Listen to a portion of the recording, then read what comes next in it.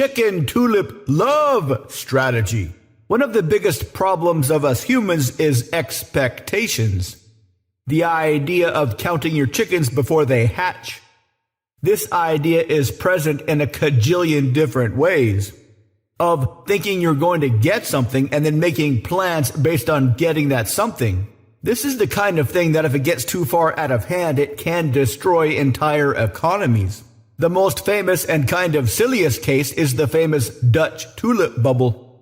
Back during the 1600s in Holland, people started growing tulips. It was the first time they ever saw tulips.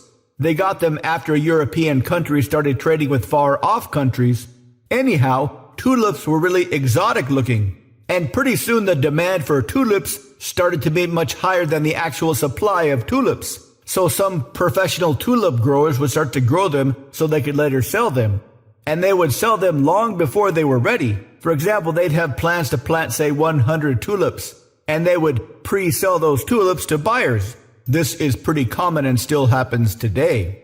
But then people started reselling these. You'd have a piece of paper saying you had already paid for some tulips that would be ready in a couple of months. So you could sell this tulip paper to somebody else. Soon the secondary market of tulip paper was flourishing. Then people started to buy and sell options. You could buy a piece of paper saying you had the right to buy some of that other tulip paper at a certain price. People were buying and selling all these tulip derivatives like crazy, all based on plants that hadn't been grown yet, like chickens that hadn't hatched. There was so much money invested in these tulips that hadn't been grown yet that when the bubble popped, it crashed the entire economy.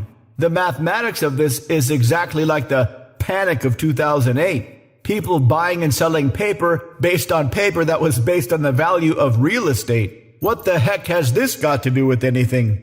Consider two guys.